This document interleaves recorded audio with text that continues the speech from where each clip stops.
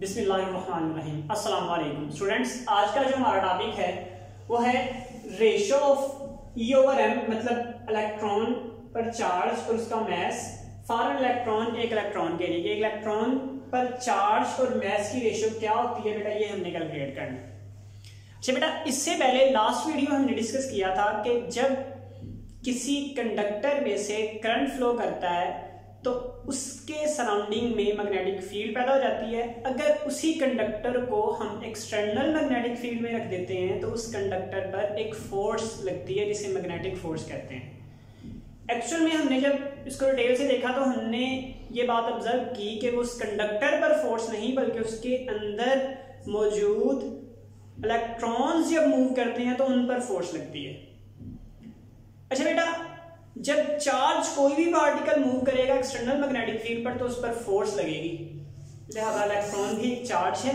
जब ये external magnetic field में मूव करेगा तो इस पर भी कोई फोर्स लगेगी और उसी फोर्स की मदद से हम उस पर चार्ज और उसके मैस की रेशो को फाइंड कर सकते हैं कि उस पर चार्ज और मैस की दोनों में रेशो कितनी है।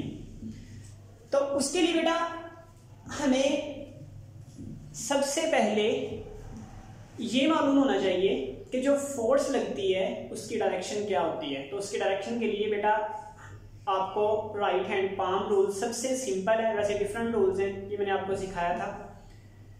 वो क्या था कि एक्सटर्नल मैग्नेटिक फील्ड की डायरेक्शन में फिंगर्स को कर लें, करंट की डायरेक्शन में थंब को कर लें और जो पाम जिस तरफ होगी वो एक्सटर्नल मैग्नेटिक फोर्स को रिप्रेजेंट करेगी। जो एक्सटर्नल मैग्नेटिक फील्ड की वजह से फोर्स लग रही है उसको रिप्रेजेंट करेगी। और दूसरा पॉइंट बेटा, अगर एक पॉजिटिव चार्ज ए पोजीशन से बी पोजीशन की तरफ जाता है, सपोज करें हम यहां पे लेते हैं, पॉजिटिव चार्ज जो है, कोई भी पॉजिटिव चार्ज पोजीशन ए से पोजीशन बी की तरफ मूव कर रहा है तो जो करंट उसकी वजह से प्रोड्यूस होता है वो ए से बी की तरफ ही होगा करंट भी। लेकिन बेटा अगर नेगेटिव चार्ज पोजीशन ए से पोजीशन बी की तरफ जा रहा है तो उसकी वजह से जो करंट प्रोड्यूस होगा वो इसके ऑपोजिट डायरेक्शन में होगा, मतलब इस डायरेक्शन में होगा। चूंकि इलेक्ट्रॉन एक नेगेटिव चार्ज है लिहाजा वो जिस तरफ भी मूव करेगा करंट की डायरेक्शन उसके ऑपोजिट होगी। तो बेटा ये इंपॉर्टेंट पॉइंट भी याद रखिएगा। चलिए बेटा हम टॉपिक स्टार्ट करते हैं। हमने बेटा लेट की है एक बीम ऑफ इलेक्ट्रॉन जो कि एक्सटर्नल मैग्नेटिक फील्ड में मूव कर रही है। Let a narrow beam of electron is moving in uniform magnetic field. एक बीम ऑफ इलेक्ट्रॉन है जो यूनिफॉर्म मैग्नेटिक फील्ड में मूव कर रही है विद वेलोसिटी v। कोई वेलोसिटी v है, v के साथ वो मूव कर रही है। अब मैग्नेटिक फोर्स, अब बेटा जैसे ही इलेक्ट्रॉन मूव करेंगे, बेटा इंपॉर्टेंट पॉइंट, जैसे ही इलेक्ट्रॉन एक्सटर्नल मैग्नेटिक फील्ड में मूव करेंगे तो उन पर एक फोर्स लगेगी। वो फोर्स किस तरफ होगी इसको कैलकुलेट करते हैं। अभी बेटा मैंने आपको बताया था कि जब एक नेगेटिव चार्ज पोजीशन ए से बी की तरफ मूव करेगा तो उसकी वजह से करंट उसके ऑपोजिट डायरेक्शन में बनेगा। इट मींस अगर एक इलेक्ट्रॉन इस पोजीशन से इस पोजीशन तक जा रहा है तो इसमें करंट जो इसके ऑपोजिट बनेगा, मतलब करंट की डायरेक्शन जो होगी वो यहाँ पर ये होगी इस केस में। और एक्सटर्नल मैग्नेटिक फील्ड बेटा आपको पहले ही बताया हुआ है कि क्रॉस का मतलब है मैग्नेटिक फील्ड अंदर की तरफ है और डॉट का मतलब होता है आउट ऑफ द प्लेन यानी बाहर की तरफ। तो यहाँ पर क्रॉस ये रिप्रेजेंट कर रहे हैं कि मैग्नेटिक फील्ड जो है ये क्रॉस मैग्नेटिक फील्ड को रिप्रेजेंट कर रहे हैं और इसका मतलब मैग्नेटिक फील्ड इनवर्ड है। यहां पर बेटा करंट की डायरेक्शन देखें, यहां से यहां तक जाते हुए इस तरफ हो चुकी है करंट की डायरेक्शन, ये मैग्नेटिक फील्ड अंदर की तरफ है तो उस पर फोर्स किधर लगेगी। तो अपना राइट हैंड पाम रूल इस्तेमाल करें। सबसे पहले राइट हैंड की फिंगर्स को मैग्नेटिक फील्ड में इनवर्ड है, क्रॉस लगे हुए मैग्नेटिक फील्ड इनवर्ड है, इनवर्ड कर लिया। करंट किस तरफ है, इस तरफ है, करंट को इस तरफ कर लिया तो फोर्स बेटा किधर लग रही है, नीचे की तरफ। लिहाजा यहां पर इस पर फोर्स किधर लगेगी, नीचे की तरफ लगेगी।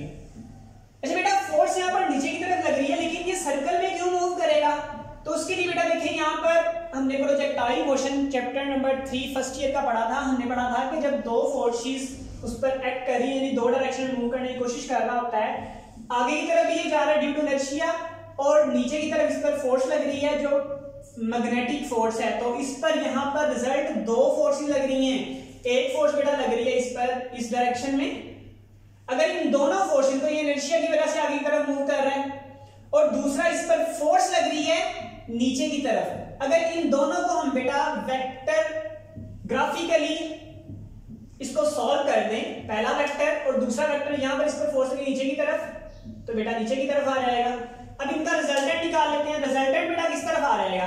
Resultant first vector to last vector, बेटा ये रिजल्टेंट आ जाएगा। तो फोर्स की डायरेक्शन बेटा क्या हो गई? ये यानी इसमें फोर्स की डायरेक्शन ये हो जाएगी डाउनवर्ड। इस तरह से बेटा इस पोजीशन पर इनर्शिया की वजह से नीचे और मैग्नेटिक फोर्स की वजह से इस तरफ, ये मैग्नेटिक फोर्स की वजह से, यहां पर इनर्शिया की वजह से आगे की तरफ, मैग्नेटिक फोर्स की वजह से ऊपर की तरफ, मैग्नेटिक फोर्स ऊपर की तरफ, यहां पर मैग्नेटिक फोर्स राइट साइड पर। इवन के मैग्नेटिक फोर्स हर एक पॉइंट पर उसको सेंटर की तरफ खींच रही है, हर एक पॉइंट पर।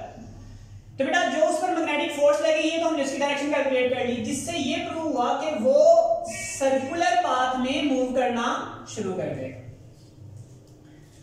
अच्छा बेटा, जो फोर्स पे लगी वो इक्वल होती है, हमने लास्ट लेक्चर में पढ़ा था, F is equal to Q into V cross B, where V is the velocity of charge and B external magnetic field होती है। अब बेटा यहां पर चार्ज कौन सा मूव कर रहा है? यहां पर चार्ज मूव कर रहा है इलेक्ट्रॉन।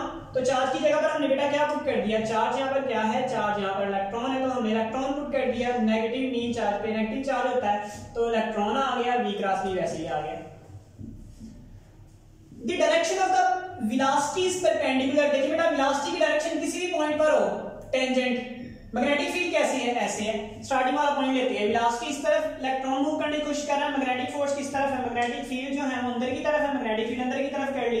वेलोसिटी ऑफ इलेक्ट्रॉन इस तरफ है, दोनों के दरमियान बेटा एंगल कितना बन रहा है? देखिए एंगल कितना बन रहा है? 90 डिग्री। एंगल अगर 90 डिग्री बन रहा है तो इट मीन वो परपेंडिकुलर है, तो हमने बेटा ये लिखा है the direction of the velocity is perpendicular to the magnetic field. किसी भी पॉइंट पर ले रहे हैं, इस पॉइंट पर, इस पॉइंट पर, इस पॉइंट पर, किसी भी पॉइंट पर ले रहे हैं, मैग्नेटिक फील्ड और वेलोसिटी ऑफ चार्ज की डायरेक्शन एक दूसरे के परपेंडिकुलर होंगी। इसलिए बेटा हमने लिखा है, सबसे पहले क्रॉस प्रोडक्ट खत्म कर दिया। क्रॉस प्रोडक्ट को जैसे ही खत्म करते हैं हमें पता बेटा साइन ऑफ थीटा साथ में यूनिट वेक्टर नॉर्मल n आता है। यहां पर बेटा थीटा कितना है? थीटा यहां पर 90 है, तो बेटा हमने 90 पुट कर दिया। साइन 90 बेटा कितना होता है? साइन 90 की वैल्यू होती है 1, तो 1 इससे मल्टीप्लाई करेगा कोई फर्क नहीं आएगा। तो मैग्नेटिक फोर्स आपके पास बेटा किसके इक्वल आ जाएगी? EVB, where E charge of electron and V velocity of the electron and B external magnetic field। अच्छा बेटा हमने भी यहाँ पर डिस्कस किया कि चार्ज जो है वो, इलेक्ट्रॉन जो है वो सर्कुलर पाथ में मूव करना शुरू कर देता है। इसका मतलब ये हुआ कि अगर वो सर्कुलर पाथ में मूव कर रहा है तो उसको सेंट्रीपिटल फोर्स चाहिए होगी, और सेंट्रीपिटल फोर्स कौन सी होती है? जो किसी ऑब्जेक्ट को सेंटर की तरफ खींचती है। तो यहाँ पर हर एक पॉइंट पर सेंटर की तरफ कौन खींच रहा है? मैग्नेटिक फोर्स खींच रही है। इट मीन एक्चुअल में ये मैग्नेटिक फोर्स ही सेंट्रीपिटल फोर्स प्रोवाइड कर रही है।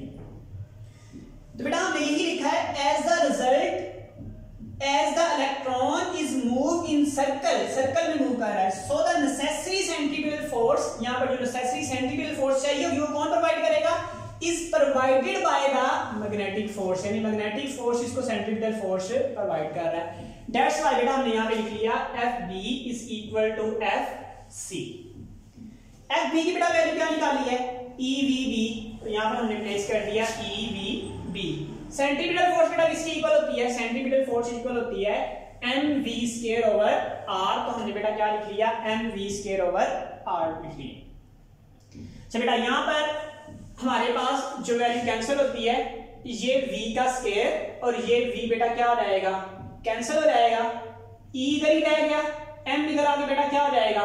डिवाइड, m इधर आके डिवाइड हो गया, b दूसरी तरफ जाके डिवाइड हो जाएगा, b दूसरी तरफ जाके डिवाइड हो गया, तो E over m is equal to v br। इसका मतलब है अगर हमें किसी चार्ज पार्टिकल पर या इलेक्ट्रॉन पर चार्ज और मास की रेशियो फाइंड करनी है तो हमें एक उसकी वेलोसिटी, मैग्नेटिक फील्ड और जिस सर्कल में वो मूव कर रहा है चार्ज, उसका रेडियस चाहिए होगा। अच्छा बेटा जो हम एक्सटर्नल मैग्नेटिक फील्ड प्रोवाइड करते हैं वो तो हमें नाउन होती है, तो हमारा दो मेन टॉपिक रह जाएंगे, दो मेन पॉइंट्स रह जाएंगे, एक वेलोसिटी फाइंड करना और एक रेडियस फाइंड करना। तो बेटा सबसे पहले वेलोसिटी फाइंड करने के लिए हमने क्या किया है?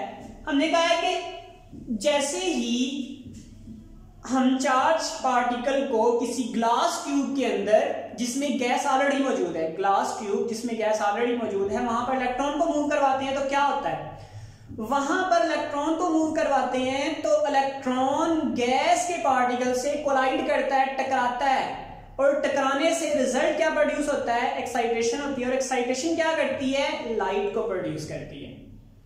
रिमेंबर, एनर्जी एमिट होती है, चैप्टर नंबर 19 में जाकर डिस्कस करेंगे। एनर्जी एमिट होगी, energy in the form of light होगी। तो सिंपली हम कह सकते हैं जब भी एक इलेक्ट्रॉन किसी गैस के एटम से टकराएगा तो वहां पर लाइट प्रोड्यूस होगी, जहां जहां पर इलेक्ट्रॉन जाता जाएगा वहां वहां पर लाइट प्रोड्यूस होती जाएगी, तो सिंपली एक विजिबल पाथ बन जाएगा हमारे लिए। देखें बेटा, हमने लिखा है for find the value of r की वैल्यू फाइंड करने के लिए एंड वी और वी की वैल्यू फाइंड करने के लिए ग्लास ट्यूब इज फिल्ड, एक ग्लास ट्यूब को हमने क्या कर दिया, फिल कर दिया विद गैस। कोई भी गैस हो सकती है, यहाँ पर हाइड्रोजन हो सकती है, नॉर्मली हम हाइड्रोजन को इस्तेमाल करते हैं। लो प्रेशर पर हम हाइड्रोजन गैस को इस्तेमाल कर रहे हैं।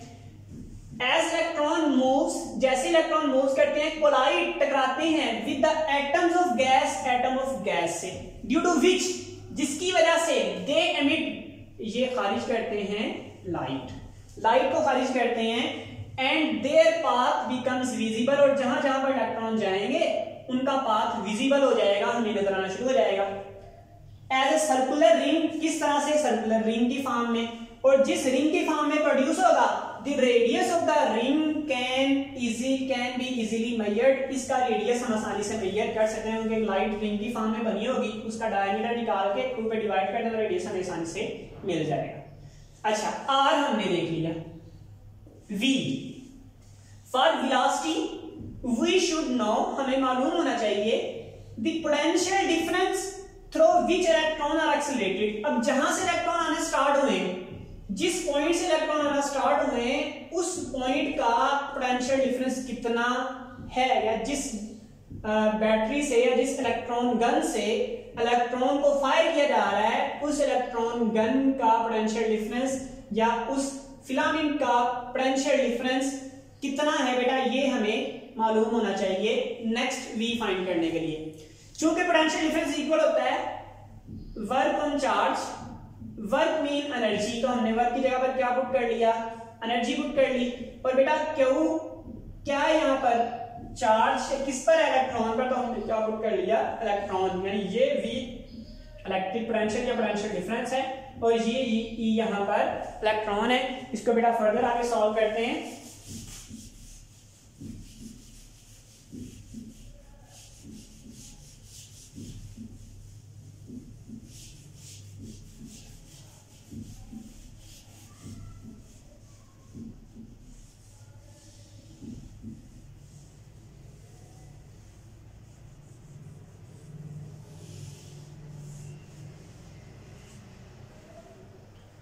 जैसे बेटा यहां पर हम इलेक्ट्रॉन को,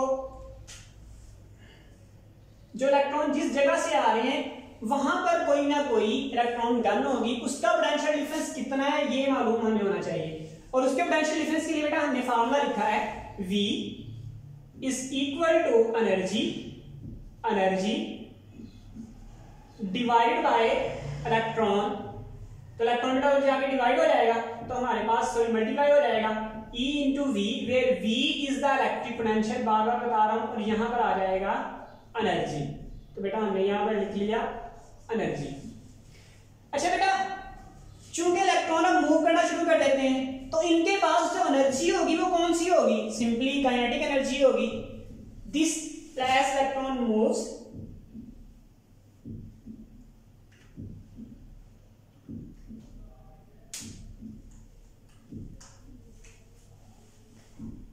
as electron moves, so this energy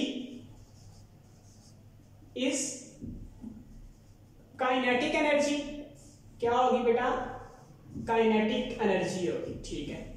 तो बेटा ये एनर्जी हमारे पास क्या बन जाएगी, काइनेटिक एनर्जी, तो ये हमारे पास आ गया E इंटू वी, और यहाँ पर काइनेटिक एनर्जी तो हमने लिख लिया काइनेटिक एनर्जी। काइनेटिक एनर्जी बेटा किसकी इक्वल होती है, अभी हमने पढ़ा था काइनेटिक एनर्जी इक्वल हमें पता है बेटा होती है 1/2 m v square where v is the velocity of mass and m is the mass of the object। ये हमारे पास आ जाएगा बेटा e and v। ये बेटा v से कैंसिल नहीं होगा क्योंकि यहाँ पर ये भी वेलोसिटी है और ये v इलेक्ट्रिक पोटेंशियल है। यहाँ पर अक्सर बच्चे मिस्टेक कर देते हैं, इस v को v से कैंसिल करते हैं।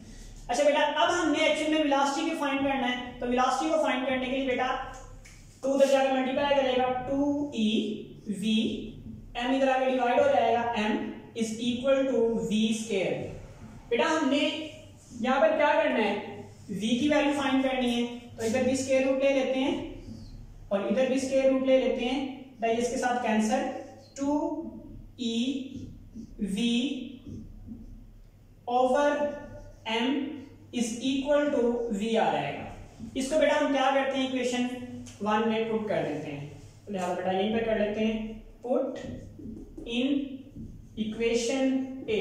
इक्वेशन a में बेटा पुट कर देते हैं। इक्वेशन a बेटा हमारे पास क्या थी, e over m is equal to, बेटा v की जगह उसकी वैल्यू पुट कर देते हैं। v की वैल्यू बेटा क्या है, v की वैल्यू हमारे पास आई है 2e v over m whole square root और डिवाइडेड बाय, ये बेटा हमारे पास d r वैसे ही आ जाएगा, तो यहाँ पर लिख लेते हैं d and r। Square root खत्म करने के लिए बेटा इधर भी स्क्वायर और इधर भी स्क्वायर ले लेते हैं, इधर भी हमने स्क्वायर ले लिया और इधर भी स्क्वायर ले लिया, तो ये हमारे पास बन जाएगा e square over m square is equal to, ये स्क्वायर रूट से cancel 2e v over m भी नीचे आ गया। अब इसका बेटा स्क्वायर लेंगे, पहले ये स्क्वायर रूट से कैंसिल हो गया, लेकिन जब इसका स्क्वायर लेंगे तो बन जाएगा b का स्क्वायर और r का स्क्वायर। अब बेटा a m इस m से कैंसिल, e से कैंसिल, तो हमारे पास जो बेटा फाइनल आंसर बन जाएगा वो होगा e over m is equal to 2v। यहाँ पर बेटा 2 क्या, 2 कांस्टेंट है, v बेटा यहाँ पर क्या है, v इलेक्ट्रिक पोटेंशियल है, साथ में आ जाएगा b स्क्वायर और r स्क्वायर। तो बेटा ये आपका फाइनल एक्सप्रेशन होगा। किसी इलेक्ट्रॉन पर चार्ज और मास रेशियो को फाइंड करने के लिए हमें इलेक्ट्रिक पोटेंशियल यानी पोटेंशियल डिफरेंस, मैग्नेटिक फील्ड और उसका रेडियस चाहिए जो हम इजीली मेजर कर सकते हैं।